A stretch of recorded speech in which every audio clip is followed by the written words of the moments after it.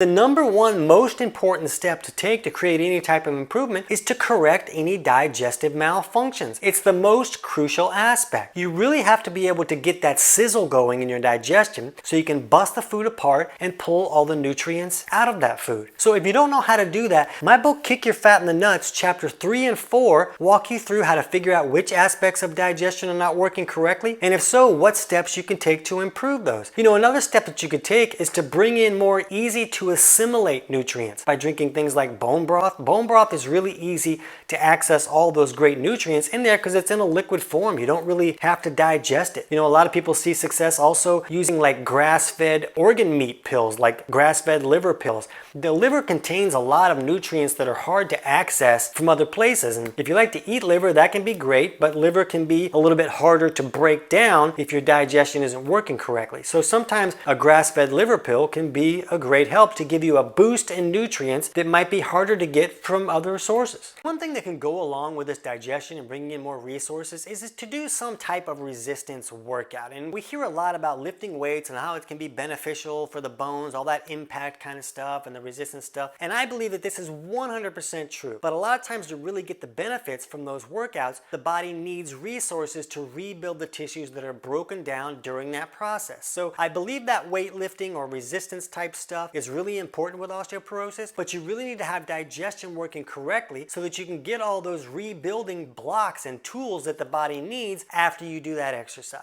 If you're consuming too many carbohydrates, sugars, or liquid sugars, you really want to bring that down. I'm not saying you need to get rid of all of it, but you want to reduce these huge sugar spikes and huge insulin spikes, because when sugar goes really high like that, then more calcium is going to want to follow that sugar, and the calcium is going to leave the tissues in places where it really needs to be. So we like to see people eat more medium carb foods. So maybe they lose the things like the breads and the potatoes and the rice, and they replace a lot of those meals with medium carb foods like a sweet potato or butternut squash or Brussels sprouts. And that doesn't mean you have to do this for every meal, but the more meals that you can bring those carbs down to a reasonable level, then the less calcium you're going to be pulling out of the places where it really needs to be.